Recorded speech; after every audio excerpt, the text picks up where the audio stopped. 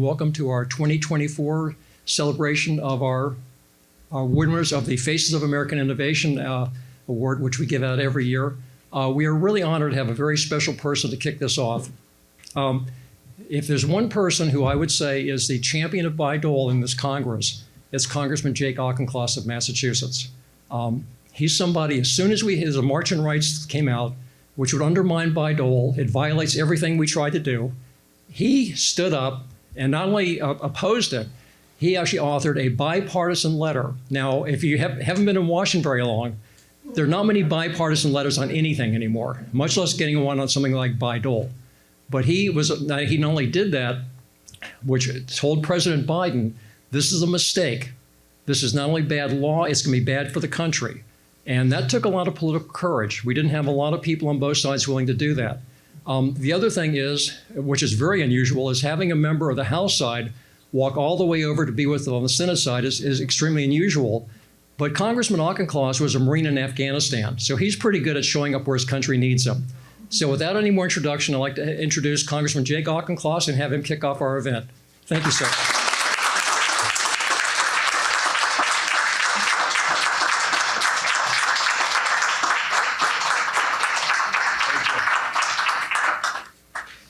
I appreciate the gracious introduction by Joe, and truly I appreciate your lifelong advocacy for this issue, obviously both inside the building and outside the building. It's truly a testament to your spirit of public service.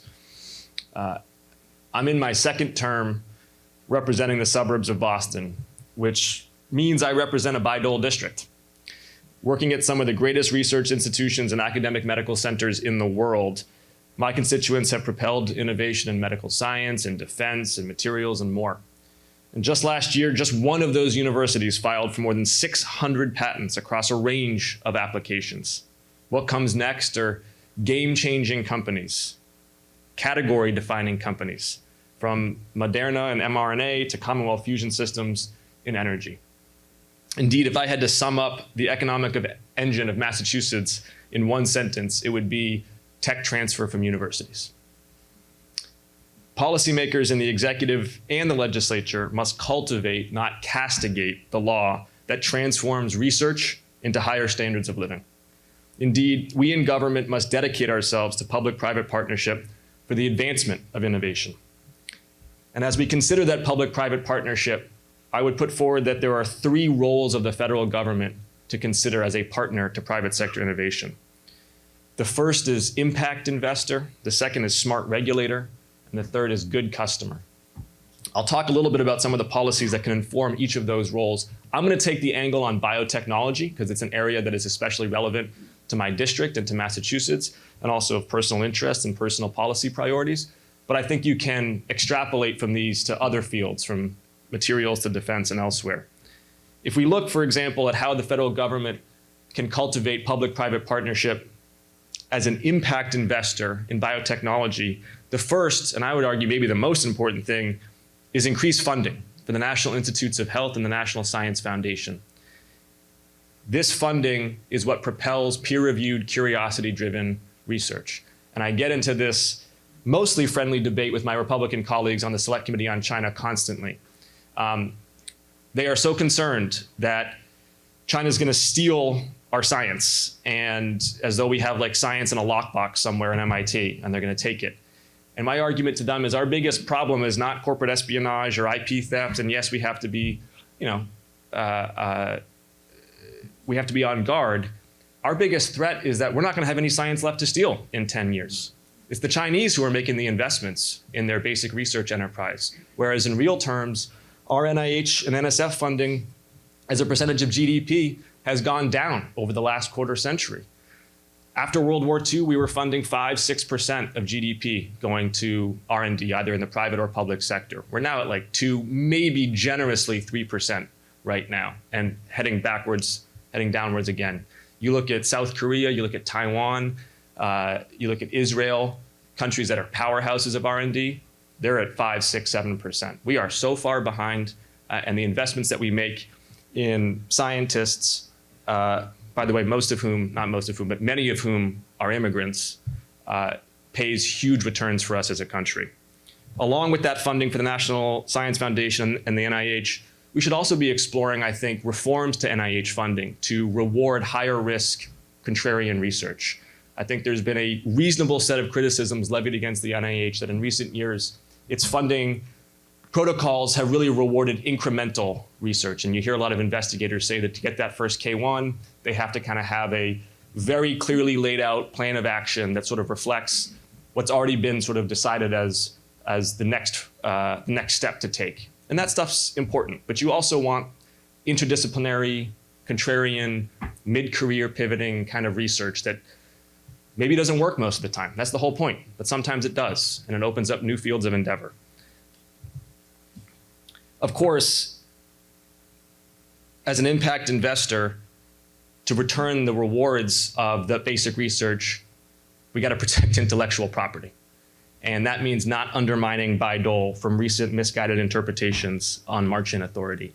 And I see this, of course, in Massachusetts, that the ability of universities to translate basic research into commercialized endeavors is so much of what creates the virtuous cycle and the eds and meds ecosystem that has made Massachusetts, on the economic development front, one of the most successful states in the union. Let me move to the second role that government can play in the public-private partnership for innovation, and that is as a smart regulator. In industries like biotechnology that have 10, 15, 20-year timelines for commercialization and have to make long-term capital bets, what they really want is just knowing that the rules of the game aren't going to change. Again, why march-in is such a counterproductive idea. March-in is sort of the definition of changing the rules of the game halfway through, and you're already seeing a chilling effect on some commercial interest in university tech transfer endeavors. But it applies even more broadly than that. And I think one opportunity here is to look at the National Security Commission on Emerging Biotechnology's recommendations for streamlining the coordinated framework for the regulation of biotechnology. We have a multitude of agencies that get involved when there are biologically derived products, from the FDA to the USDA to the EPA to the DoD, and they all have a role to play there, but they're not as coordinated as that term coordinated framework might imply. And I think what that is creating is a problem of what's been called SEP, or SEP, someone else's problem, where I think there's a multitude of regulators who are thinking it's someone else's problem, and that means nothing gets done. We have sort of a tragedy of the commons, or a diffusion of responsibility. We need, I think, a clearinghouse and an air traffic controller for biotech regulation that can create swim lanes of authority and be accountable to Congress and to the president and also to industry for clear, certain, and predictable regulations. And I'll close with this idea of the federal government as a good customer. And I think this sometimes gets overlooked. But again, particularly in biotechnology, one of the roles the federal government has is that we just buy a lot of it. We buy a lot of biopharmaceutical products, and increasingly through the BioPreferred program, we buy a lot of biologically derived products in general. And we need to look at how to make sure that CMS, through reasonable and necessary standards, through its rules on market exclusivity and how it negotiates, that we are creating market certainty for innovators so that they know that they can sell what they're creating in the long term. And this applies to all fields of innovation. I hear this also for the Defense Department, that there's like 17 different offices across the Defense Department. They're all trying to be the Office of Strategic Capital and the investor in this and the investor in that. And sometimes the best thing to do is just buy what you say you're going to buy in big quantities reliably. Just be a customer. You don't have to be an investor. There's tons of investors in America. Federal government can just buy stuff.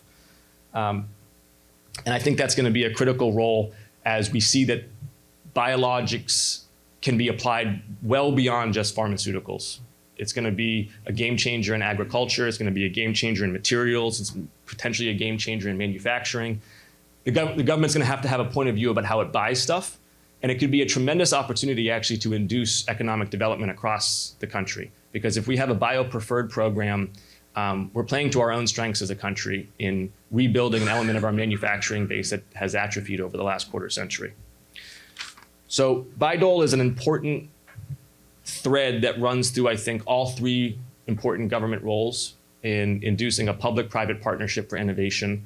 Government as an impact investor, government as a smart regulator, and government as a good customer.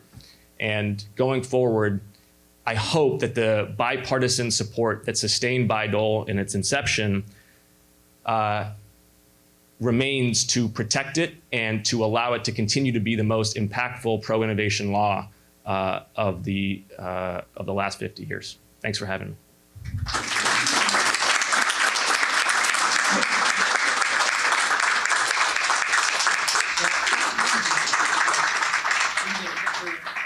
If you feel cynical about politics and you feel there's really no hope, you just saw an example of what a political leader actually is. That's the person, I think, no matter what your political partisanship is, if we had more people like that in Congress, the country would be a lot better off. So we really do appreciate having him come by. So what could possibly follow up on something like that? Well, there's only one person I can think of that could actually fill the next role, and that is the First Lady of Bayh-Dole. Kitty Bayh has been probably the staunchest defender of her husband's legacy. And when we first started this, we didn't really start as a coalition. We started sort of as a club. I mean, the original idea was we're going to just do a conference on the 40th anniversary of Bayh-Dole. And then we decided to make it an organization. And I asked her, what do you think about that? And she was one of the first people that said, that's the kind of thing that we really need to do. So it's my honor now to introduce Kitty Bayh, who's Senator Bayh's wife, and ask her to kick off our ceremony with our 2024 award winners.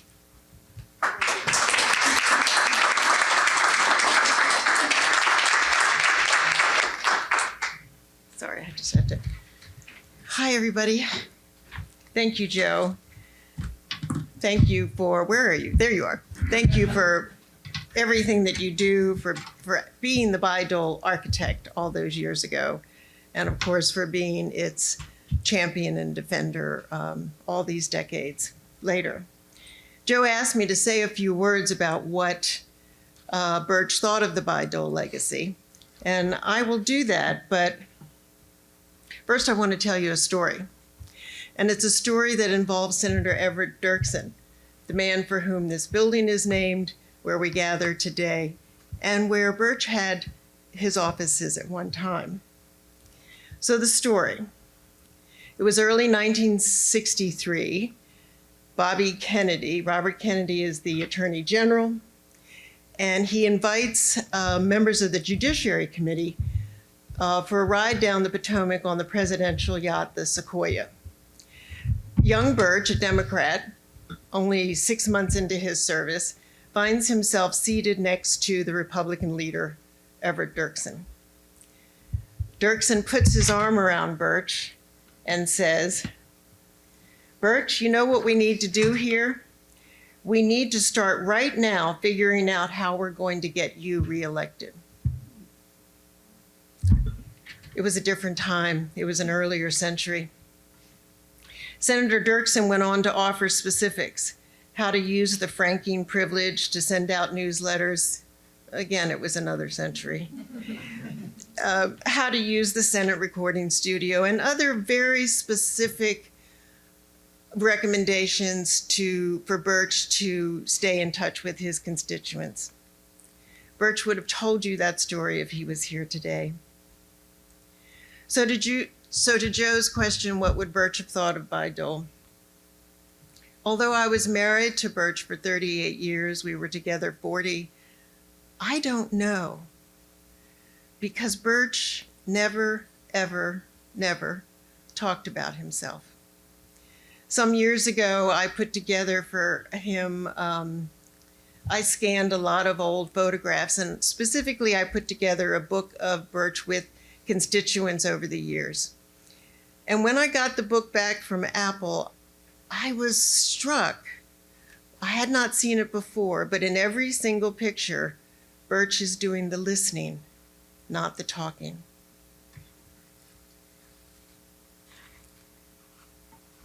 Birch was a champion listener. And I think this is behind Bayh-Dole. I think it's behind everything that he did when he saw a problem to be solved, a failed policy, an injustice that needed righting, a chance to compromise, not in the sense of losing your own principles, but in the sense of finding out what your opponent needs so you can get what you need. and also his desire always to expand the American franchise for everybody.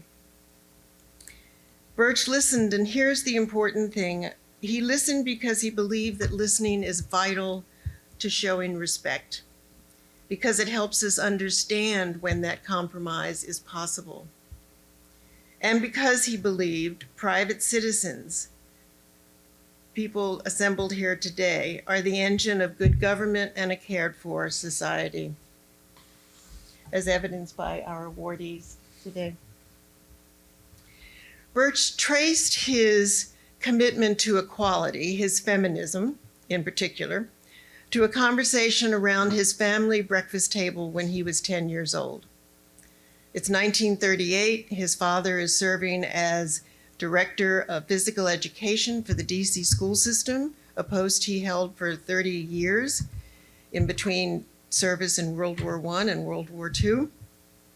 But on that morning, Birch's father told his children that he was going up to Capitol Hill to testify before the DC Appropriations Committee. And Birch said, "Daddy, what are you going to tell them?" And Birch never forgot his father's answer. His father said, "I'm going to tell them that little girls need strong bodies to carry their minds around, just like little boys." That was 1938. Birch listened when a constituent called to complain that his daughter was refused admittance to Purdue University because she was a girl. Purdue admitted to Birch when he called the president, "Well, we just didn't think girls would want to work with big animals." She got in. Birch listened to his late wife, Marvella, who gave him an education on prejudices faced by women, and who, when she applied to the University of Virginia, received a letter back that said women need not apply. He listened to Billie Jean King, who testified before him that women athletes never receive scholarships. Arthur Ashe, she said, had a full ride at UCLA while she had no help at Cal State.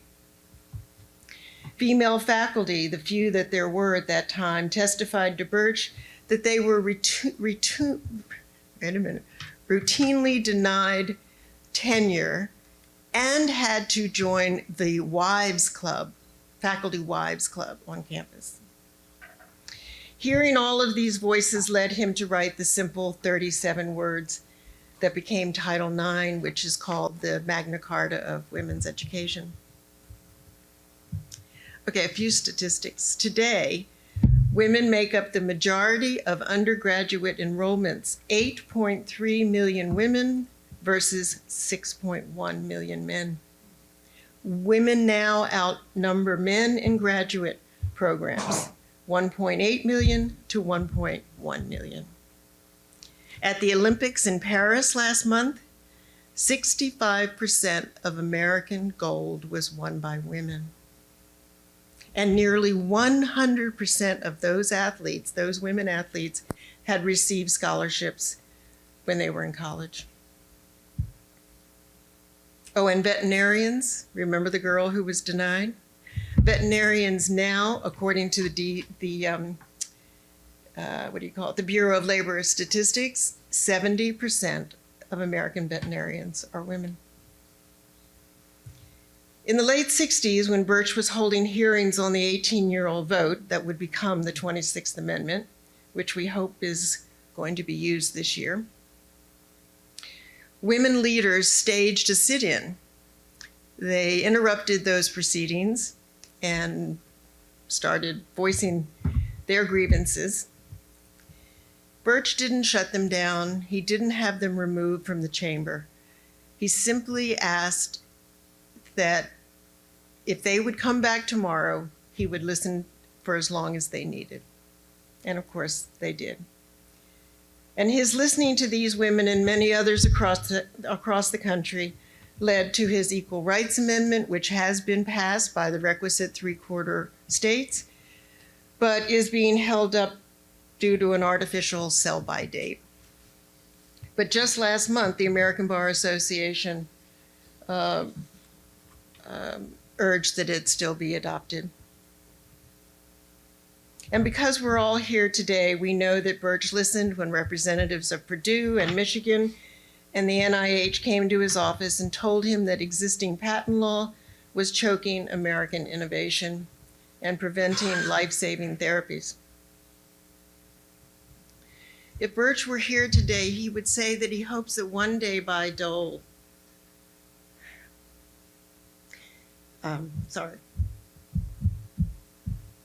he hoped that one day Bayh-Dole would lead to a discovery of a therapy for his 9-year-old granddaughter who suffers from a rare genetic disease for which there is no known cure.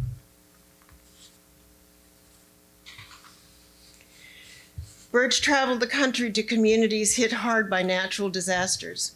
He met with Americans in gymnasiums and makeshift centers to listen to their tragic stories due to hurricanes, floods, and tornadoes. And for several years, Joe, you may have been there in those years, Birch couldn't get his colleagues to listen to the need for a national safety net. Instead, members preferred the chaotic, state-by-state, ad hoc system that allowed them to take credit back home for funds when a tragedy hit. But then Hurricane Camille, some of you are old enough to remember, not many of you here, roared across several states, and Congress rushed to pass his Disaster Relief Act of 1970. It's the foundation of FEMA. It has made relief a right for all Americans. Birch went to Vietnam and met with young soldiers who were old enough to fight for their country but not old enough to vote.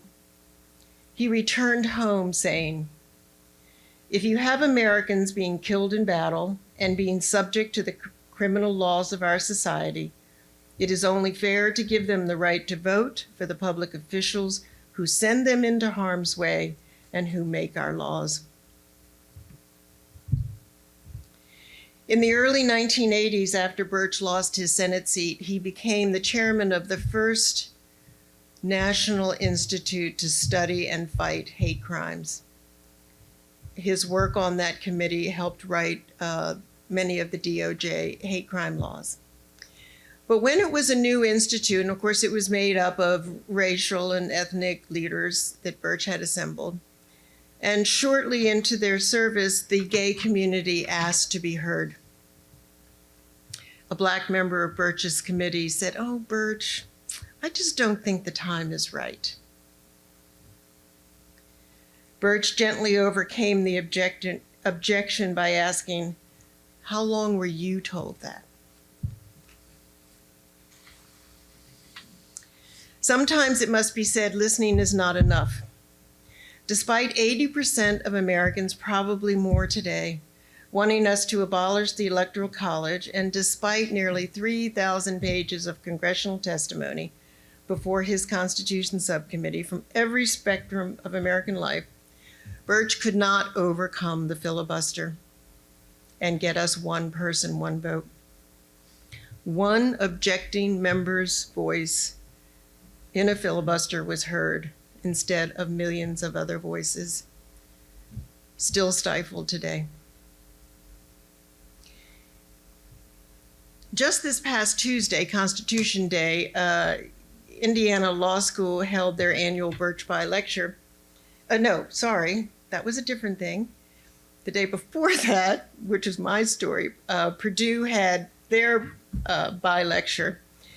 And Birch's former chief of staff, Jay Berman, was the speaker, and he talked about that direct popular vote amendment, which he calls the one that got away. And it's an interesting story. I'm not going to tell you that. But what's so interesting, when I heard Jay, he also talked about Birch's listening traits. And his story involves Everett Dirksen. Let me just read you the little part of what Jay said. Quote, "I did my first solo staffing of Senator Bayh in a hearing he chaired on Senator Dirksen's proposed amendment to permit prayer in the public schools. Birch was against the amendment. I kept feeding him questions to ask Dirksen, many, many questions to challenge him, and not one got asked. After the hearing, I asked the senator why, and he said this: "It's important to sit and listen." I thank you for letting me say all this today, what I think is behind Birch's service. All these stories I heard from other people, some from you, Joe. As I said, Birch never talked about himself. Well, maybe corn and soybeans and sorghum, and maybe even winning the tomato growing contest. It's a lot of farm stories. Anyway, he would not have said any of this.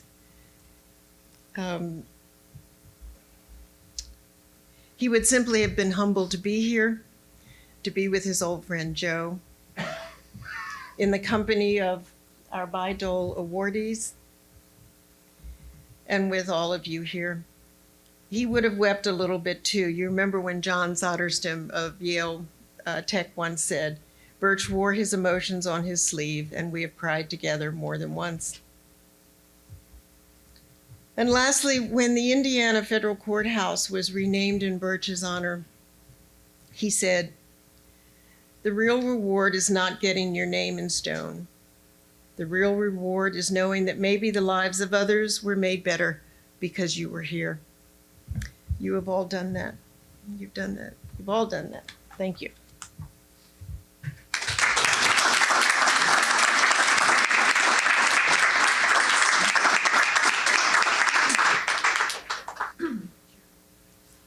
I hate to follow that because I don't know how you can. The other thing you should know is it wasn't easy for Mrs. Bayh to be here with us today. She went out of her way to come here, so we really appreciate it. And I think you got a sense listening to that. It choked me up.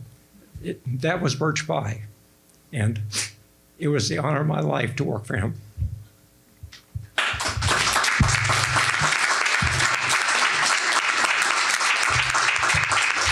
Okay. All right, well, now let's get into why we're here today. And I think that was a good preamble. When we passed Bayh-Dole, we're passing a law in Congress, and we knew things before Bayh-Dole were not being commercialized. Billions of dollars went in, nothing was coming out. So we worked together on a bipartisan manner with Senator Bayh and Senator Dole in an election year, very much like this one. And we put through the authorities and incentives to change that system so we actually would have things commercialized. But that doesn't guarantee anything's going to happen. You can put the authorities and incentives out there, but unless you have people actually use those authorities and incentives, you still just have potential. So the reason we're doing the Faces of American Innovation Award is we want to actually show policymakers and the media and the public, these are the people that are actually made Bayh-Dole successful, not me, not even Senator Bayh and Senator Dole as much as they did. We opened the door, but we had no idea what was going to happen. That was outside of our control. So I just want to introduce very quickly who our award winners are, and we pick them not just for their stories, but these people embody thousands and thousands of people in federal laboratories and universities and companies and venture capital across the board who work every day trying to make these technologies a reality so people's lives are actually better. And the other thing we should say is, more times than not, that fails. There's no guarantee. Believe me, I know Bayh-Dole. There's no guarantee in Bayh-Dole that you'll make money doing this. You can look in as much as you want to. I guarantee it's not in there. So let me just go through very quickly who these remarkable people are, and then we just want to have a dialogue with them to have them sort of share some more examples there. Dr. Shushka Gil is a person who grew up with a specter, was haunted by the reality, very much like Senator Bayh was, of people that, millions of people in the world don't have access to clean water. I mean, we sort of think about that, you turn on the tap. For most people, that's not a reality, and you don't have an option of either drinking water or not drinking water. If you have to drink dirty water, you will drink dirty water. But unlike most of us, he didn't say, well, somebody should do something about that.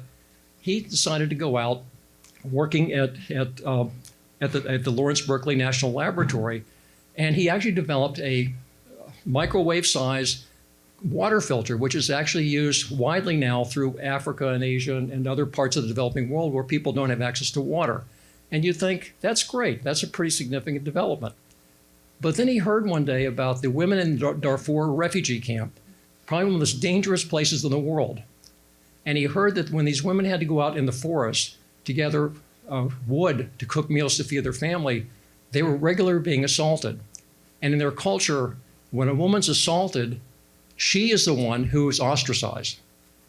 So these women had to not only go out there and actually risk their health, they came back knowing that they would be ostracized, and that's no small thing. So he decided he had wanted to do something about that, but he didn't just like see it on CNN. He actually went to the Darfur refugee camp. And that's not a place that many tourists go to. This is not a tourist stop. He went there and saw the problem and came back with a stove, which has now made those women's lives a lot safer because they can use just a modicum of fuel now. And it's estimated 100 million people have actually benefited from his work. So I think that's the kind of thing that's pretty significant. Hong Hua is a woman, when she was very young, her mother said, get a good education and use it to help people. So she came to the United States, started studying, and she was very interested in the possibilities of virtual and augmented reality. And particularly, she thought this could be something that helps people with ALS, Lou Gehrig's disease. I've known people that have had that. There's no cure for it. And you progressively lose, although your mind is working fine, you progressively lose all your muscle control. And so finally, you're left with your eyes. That's the last thing you have. She thought maybe there's something we can do to using virtual reality and augmented reality so these people could still communicate with people. She started working on that, and she was contacted by a company called eSight, a small company, which is we'll hear today. Those are the people that drive Bayh-Dole. And what I didn't know until yesterday when we were talking, she said that the founder of eSight started his company because his sister was born, could barely see. So his company is being formed not because he's going to make $1 billion, but he's trying to actually help his sister. And so he heard about her work. They started working on that and developed eyeglasses now, which have actually helped people that have not seen before restore their eyesight. One of her patients actually saw her mother's face for the first time. So again, if Birch Bayh and Bob Dole were here, they would say, yes, those are the kind of things that we were really hoping would happen. Rachel Doran was a student at Cornell University's Department of Material Sciences. And she was looking for what she was going to do after college and wanted to get a well-paying, secure job. So she decided she'd become a management consultant. So one day she went in to talk to her academic counselor. And I actually wrote this down because I think it's the kind of thing that would really resonate with the people in this room. And so she told him she wanted to become a management consultant. And here's what he said. That's disappointing. You should become an entrepreneur. I don't tell many people that. She was working on a team that started looking at new polymers. And one of the problems you have in drug production is if there's any impurities that get into the drug, you basically shut the facility down. And that actually happened with Genzyme one time. They actually had to shut the whole facility down, and that patient started suffering. It was actually a Bayh-Dole invention. They couldn't produce it. So she thought, this in the laboratory, this looks like a much better way of screening things to make sure they're pure. But like most inventions made with Bayh-Dole, it's early stage. So there's a long way between it looks like it's working in the laboratory and actually having a drug company say, we're going to put this in our facility. So she took her counselor's words to heart. She started her own company. She put all of her money she had into it. She went to her friends and family, got some more money, got a license for the technology. And like most startup companies, she's just barely keeping their nose above water.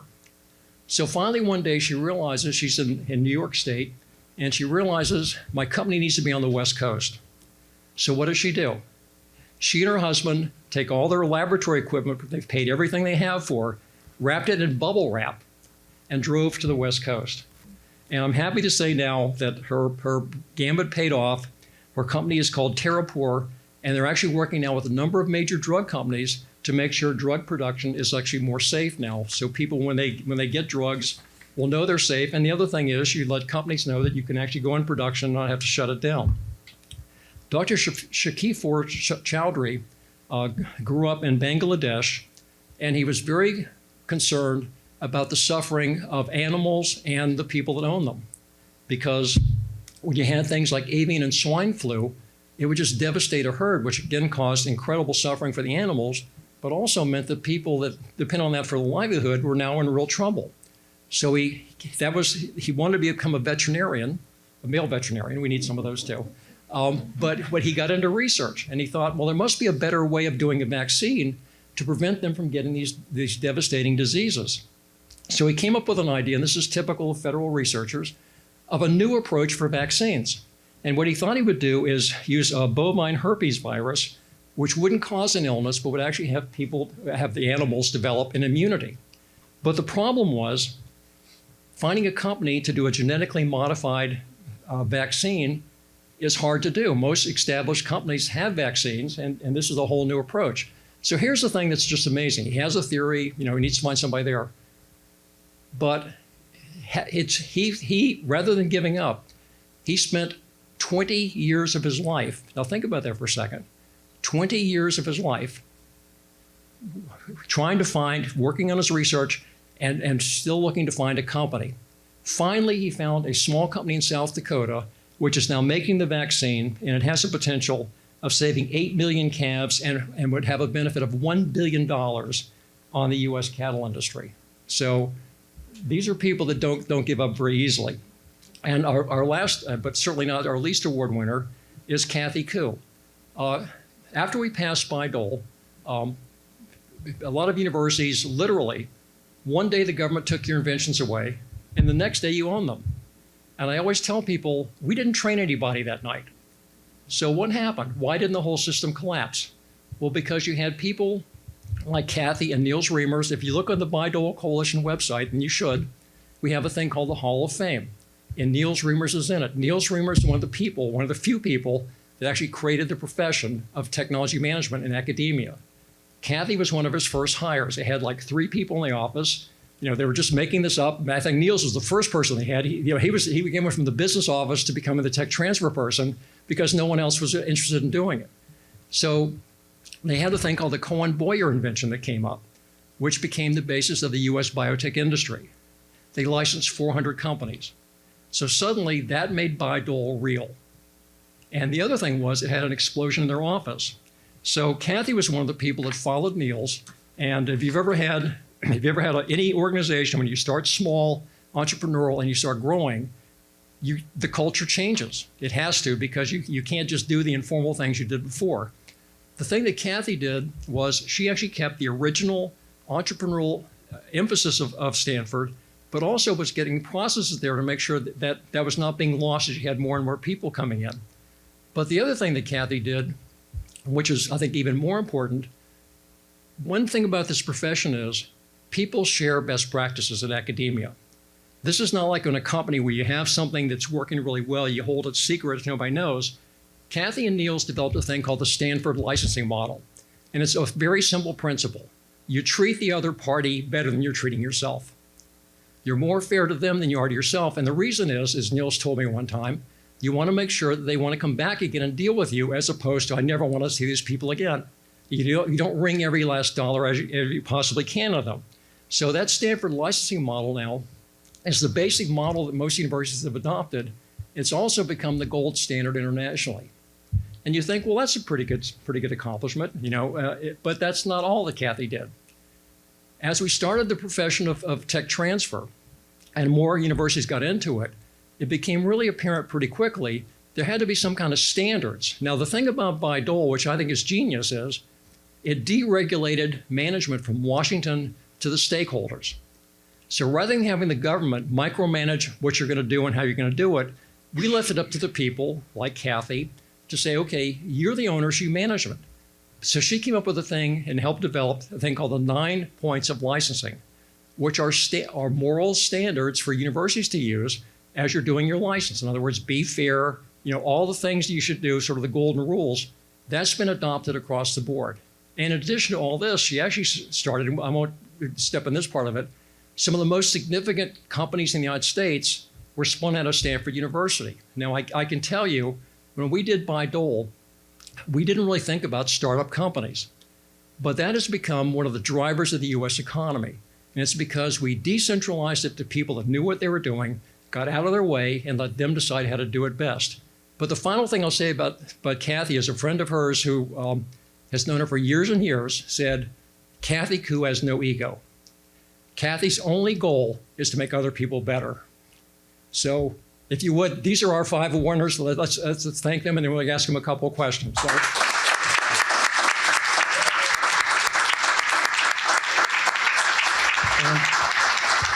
And I'm pretty sure I can speak for Birch Bayh saying I think he would say, yes, that's why we did the law.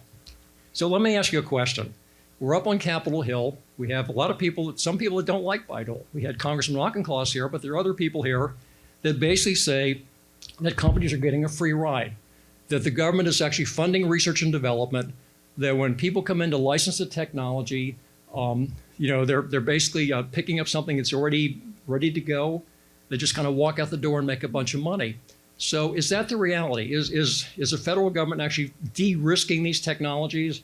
Or what does it take with a company that actually is going to take what you folks did or the things you're managing to actually make it into a product? So just say a little bit about what's the reality? Is this like a scam of the public? Are they paying twice for products because they pay for the research and they have to buy them again? Or is there any kind of risk in expense that the companies have to take up when they're going to commercialize the technology? So anybody that wants to weigh in, maybe somebody, go ahead, Kathy. So I've been dealing with early stage inventions for my career. It's very, very hard for a university researcher to come up with an idea. It's, again, very risky, hasn't been really proven. Sometimes you've shown that it works in a petri dish. Is that going to translate into a human therapy? Maybe, maybe not. But the Tech Transfer Office has to decide whether or not this is commercializable, whether it's something that a company would want to take on. And then we file a patent application, and then we market it broadly. And lo and behold, nobody's interested. This is the problem, because it's very risky early stage research. So many times, and with these inventors here particularly, the inventor has a passion in their belly, and they think this is really going to work. And if they really feel this way and they have enough wherewithal to decide they want to do a startup, they can do a startup. Many times, of course, we try to license it to existing companies. But again, many of them are not interested in taking this very early stage technology because it's going to take 5 or 10 years before they prove it out that a product can actually be sold to the public. So my classic story that I tell often is 2 kids came to our office, said they had this great search engine, and we said, probably, okay, we'll believe you. And so we decided to file a patent around this technology, and then we marketed broadly to all the search engine companies that existed at the time. And 4 of them existed, and none of them were interested. They liked their own search engine already. That's fine. And the public didn't know either. So finally, these 2 inventors, Larry Page and Sergey Brin, said, we'll start a company. We're so frustrated that nobody understands how good this search engine is. So Stanford, again, 2 kids, no corporate experience at all. Well, we said, okay, you're the only one who's interested. We'll give you an exclusive license. We'll take a little bit of equity. We didn't even know how they would make money. They ended up starting Google. They made Google what it is, but we gave them the seed to be able to start their company and find investors and then grow. So they couldn't give Google away. So they had 2 kids that basically said, okay, you guys go ahead and do whatever you want to do. That's the reality. So anybody else want to talk about what you went through? Was it when you went out to California, was it somebody guarantee that you're going to make money and life was going to be rosy? Definitely not. I would say I'll repeat something I said yesterday, which is, to me, a startup is like stone soup. And the IP, that original idea, is the stone in your soup. But to create a hearty meal that is going to feed your family, you need some vegetables, and those are your investors. And you need some seasoning, and that's a team that you build. And you need a location. You need so many things to actually make a full soup. So the invention is necessary, but not sufficient. There's a lot of other pieces that have to go into really creating a successful business. I would like to share a little bit of my experience that the first project that Joe mentioned, the technology that I attempted to develop for ALS patient, that work was had a good intention, was initially funded by National Science Foundation, and I was able to successfully demonstrate the use of the technology and had a nice prototype, and I have a patent, and attempted to talk to big companies, small companies, convince them to develop this into a commercial technology that could be actually accessible to patients, the real user that I want to help. But nobody was willing to invest because the big companies think it's a small user group and they are not going to make a lot of money. And in the end, I was disappointed because I saw those patients. I really want to help them, but nobody wants to develop a technology for them. And that's the time that ESAT came along because they saw my publication and they saw that technology could potentially help them. And at the time, ESAT was a small company. And what really inspired me was because the founder of the company, as Joe mentioned, he wants to help his sister.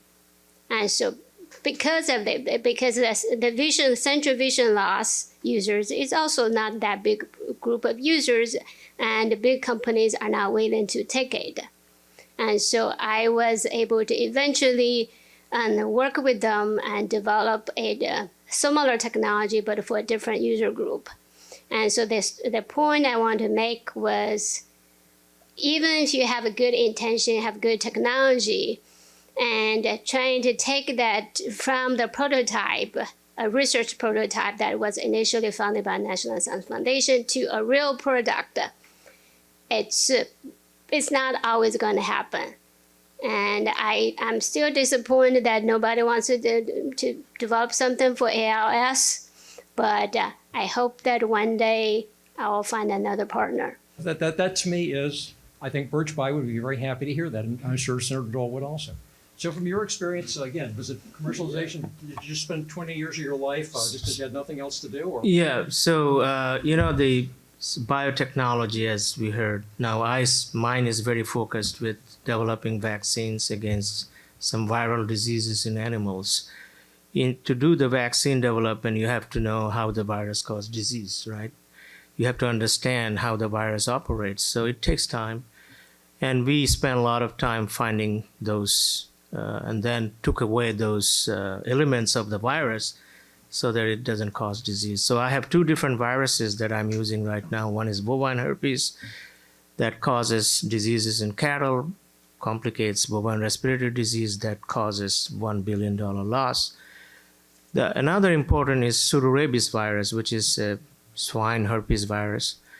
We engineered both of these viruses and took away 4 different genes in each cases, parts of genes, so that they no longer cause disease. So then after proving that, and then they're protective against those viruses if we immunize pigs or cattle with those respective viruses. So then we thought, okay, we have solved that problem. How about we combine this with some other viral diseases, because the vaccine companies still are using the 50 years old technology, which is called modified live. So what they do, they passage the original virus in the cells for 100 times. By doing so, they reduce the pathogenicity for the animals. But then when you put them all together, they put 5 of them together, different viruses, they create a cocktail and then they vaccinate because to make it cheaper. And what we found that these modified live viruses in the field situation revert back, say they gain virulence and they cause disease. So initially it looks like it's protecting, but in the long run it causes more problems. So the viruses changes, they reemerge, and we learned from COVID, that what happened. So that's where my point was. So I developed all this and we went to the companies Initially, one vaccine was bought by Fort Dodge. They basically were licensing, and then Zoetis came along. They had a competing product, so they just bought that company and killed the product. So that was a disappointment. So then later I developed the vaccine better because technology is much more. Now I have a vaccine that I can use to protect against 3-4 diseases. And the vaccine companies are using modified life 50-year technology, and they cause more problems in the long run. But when I go and talk to them, they're reluctant to take it because they say, well, we have to invest in this. Now, for our case, we have shown it's not a risk. We have shown experimentally under lab conditions because the funding is limited. I talked to the congressman today that he mentioned about NSF and NIH. There was no mention of USDA. USDA is the only agency that funds the animal health research. We talk about One Health. We say animals, environment, plants, everything is related. But when it comes to funding, the appropriation is not there for animal health. So I reminded him that please consider. So with limited funding, you do that, and you develop, and you show that it works experimentally. Even then, the companies don't come. Luckily, this RTI. So the small companies, they were looking for business. So this is what I'm hearing from. I thought maybe it is just me. It looks like everyone else. The same story. So now we have company who's dealing with. I have some other companies that are interested to use my vector to use for avian influenza. Right now, you know that in dairy farm, they have the avian influenza outbreak. If you drink the milk, humans are getting infected, but it is not causing a severe disease yet, but it's a matter of time when the avian influenza will adapt and may go human to human. That's what the influenza is. That's the scariest. So I'm now searching for funding because I wrote a grant to USDA and I asked for $850,000. And they said, well, you exceeded the amount $650. So $650 is the limit for USDA, and that includes 32% indirect cost. If you take $200,000 out, you are left with $400,000 for 3 years. What can you do with that? So I think that I was reminding the congressman that NIH and NSF funding has gone down. They're trying to knock it down. But if you consider USDA gets 1% of what NIH is getting. So I think that we need to keep it up and give some money for animal health research.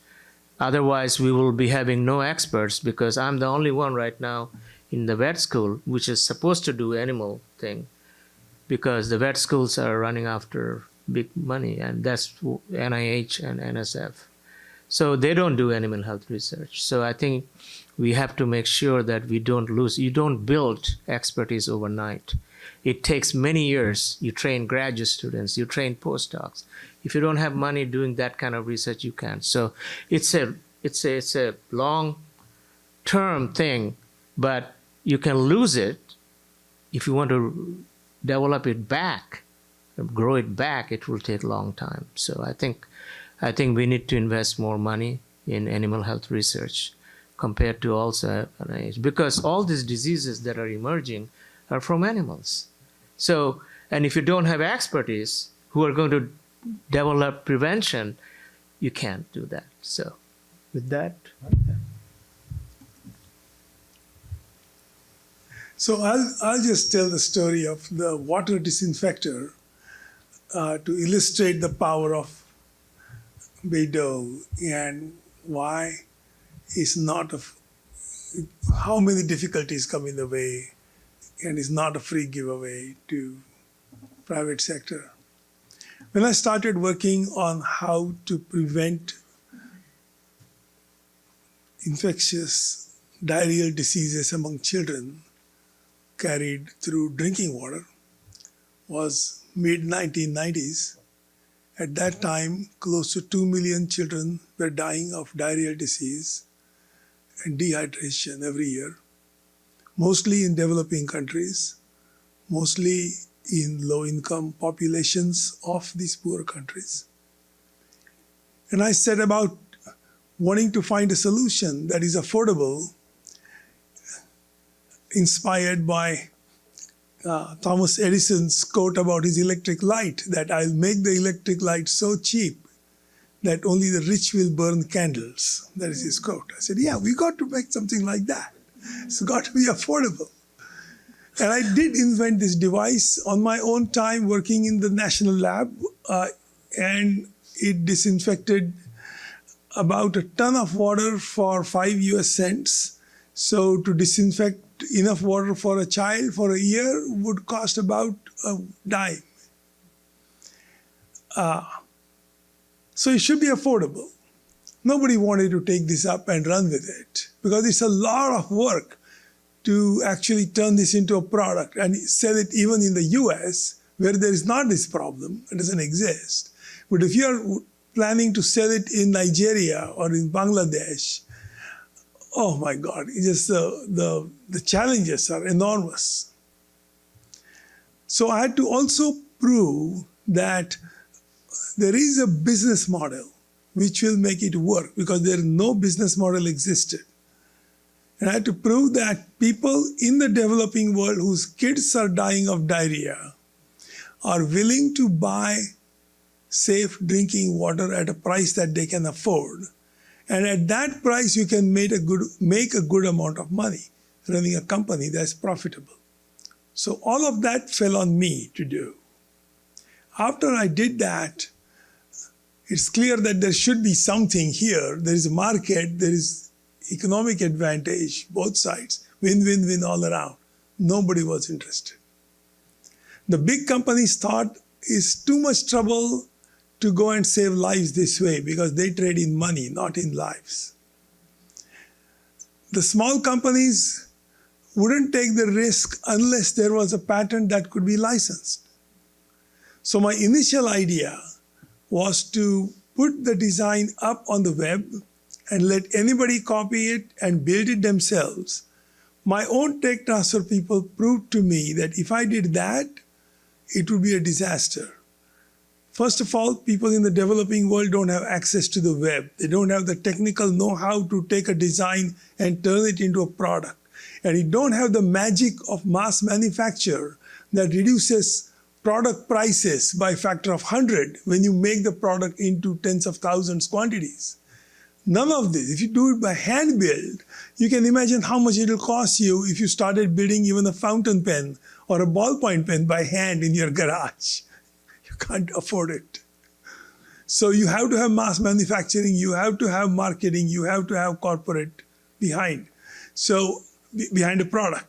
So they patented this. A startup came along who wanted to do well by doing good and licensed the technology. And it now operates in 5 countries, in Liberia, in Ghana, and India and Bangladesh, and one more African country whose name I think it is Nigeria, but I'm not sure. I think it is Nigeria. So Liberia, Nigeria, Ghana, India, Bangladesh, serving millions of people. And what can I say? This is the way it works. And there's no question, absolutely, that this is a giveaway. It's very hard to come up with an invention that works, first of all, even in the lab.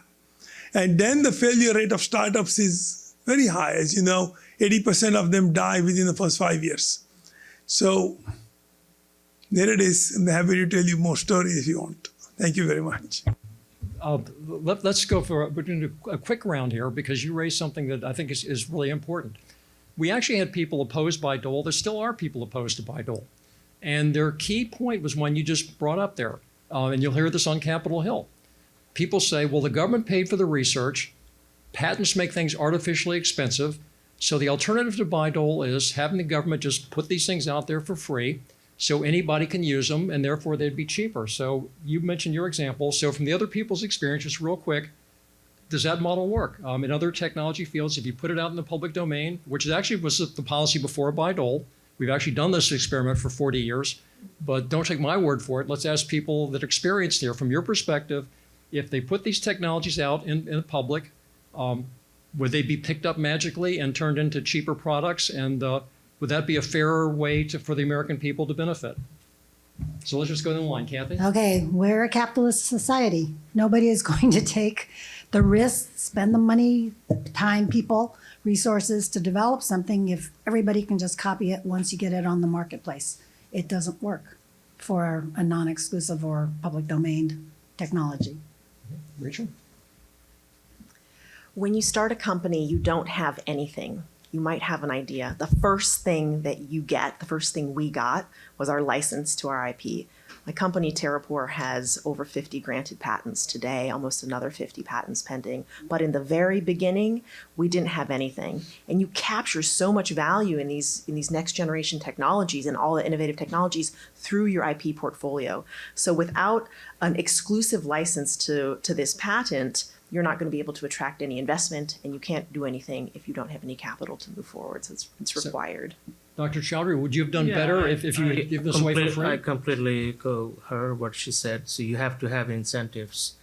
Without that, there is no gain. Nobody is going to come. You know, I have contacted a lot of big companies, technologies there. Now, they cannot just do it. It's not that easy thing that what I do, because, you know, it's technically very, very complicated. But still, you know, I can give you an example. One vaccine that I developed against PCV2, porcine cerco, and classical swine, vectored by pseudorabies, which is swine virus. It was almost licensed. The big French company Civa centrally, they almost signed the contract, and then in the end, the finance department, the sales department, they said, well, the big market of this is in China, and right now the pork market went down because African swine killed 50%. They said, we will not be interested but under this given condition. So it involves marketing, selling, you know, some profit. Otherwise, nobody will be interested. So if you put them all together, you have to have some protection, at least for 15 years or whatever the patent life is. But from the time you get the patent, by the time you are selling the product, you have already lost some time. So you are talking about maybe a few years. So I think there has to be some adjustment there. So, but I echo completely. It's not easy, and we know that practically it is. So there has to be. Bayh-Dole, I think, has contributed significantly. It was a good foresight for those two senators who opened up this opportunity for the universities, for the inventors.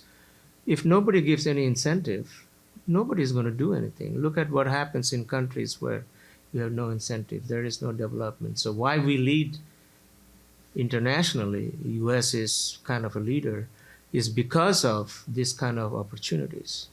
So I think that this should be continued. Not only that, it should be even broadened so that we have more opportunities like this. So I think from that perspective, whenever I get a chance, I will lobby for. And we will put we'll put that to good use. So Hong, would your glasses be available easier if you just given it away?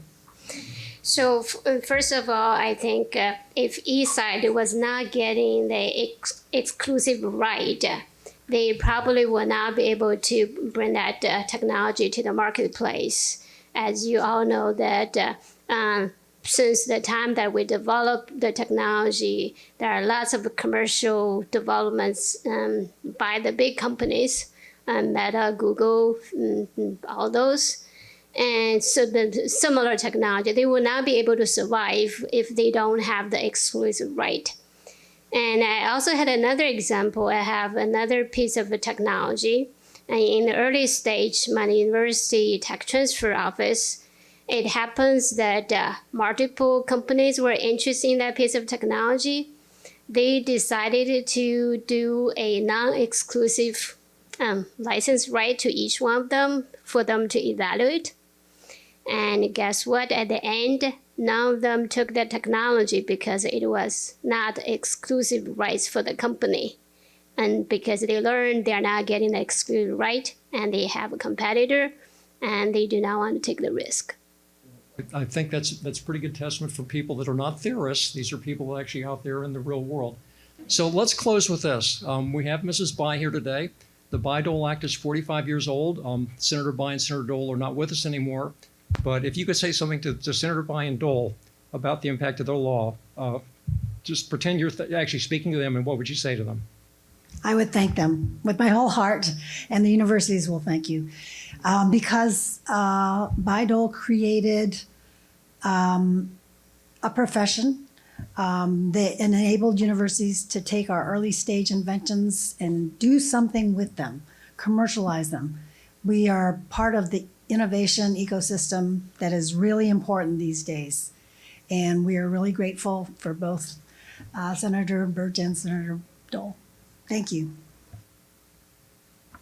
One thing that I've learned in my life is that the measure of a person is what you do and how you behave when things get hard. And I understand that this was not an easy law to pass. But clearly both senators had a prescience that is truly remarkable. It has stood the test of time. It has created an economic engine. It has created, the United States is a powerhouse in technical innovation. It's helped our citizens in many different ways. It has helped humanity broadly. And so, yeah, for that, I'm just truly grateful. Thank you. And also, I want to just mention one thing, that all the things that we develop, like in the university as a professor, we don't make that much money, right? Now, because of Bayh-Dole, for example, LSU gives 40% of what LSU will get from the royalty to the inventor. That's a big incentives, right? Some universities give 25%, but at least something is coming to the inventor, which is I haven't seen anything yet, but maybe in 3-4 years I will. The university professors don't make that much money, and all this time and effort you have invested, you get something back. So I think this is a big thing for me personally, and it's not the money. I have also the fire inside to develop something, but I think this is something is very good that Bayh-Dole had this foresight that gave us this opportunity, and now we realize how big it is. And the only reason U.S. is still leading, we know that. So if you take away that, you're taking away an opportunity for building future development, future invention, which we are still leading, but it's going to be a matter of time if China takes the lead on it. So I had to take for granted that it was the Tech Transfer Office made the magic and turned my invention into royalty revenues until I learned actually it is not just the Tech Transfer Office work, it's the Bayh-Dole Act itself make it possible. And the revenue return not only become one of the resources that I use to fund my graduate students when the time I don't have good funding from the federal government, right? And it also enable me to use the revenue to seed new research ideas. And the other thing I came to my realization yesterday was actually my entire college, the model we run is my college is unique as a university college is we actually have been working very closely with in private sector, and a lot of research are funded by private sector. And it's almost like the bread and butter for us to receive funding and get scholarships for our graduate students. And without the Bayh-Dole Act, none of those would be possible. And the innovation happening in my college and the model based on the revenue we are receiving from those royalties are making us more resilient to financial difficulties.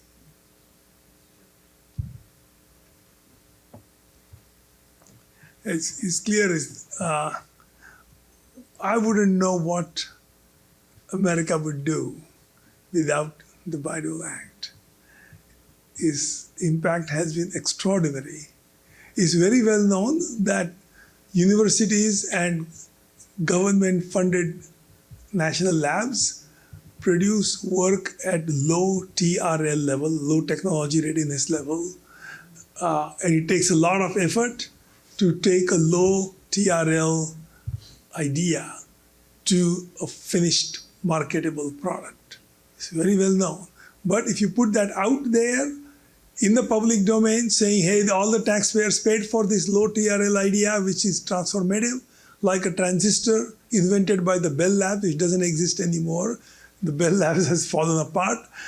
Our low TRL ideas engine now is the universities.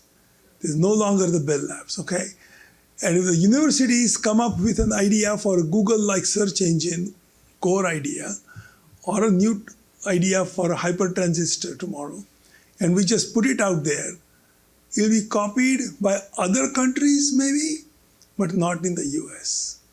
Our technological ecosystem, business ecosystem is too short-term to dare to take up an idea and invest to turn it into a product only for it to be copied by their competitors.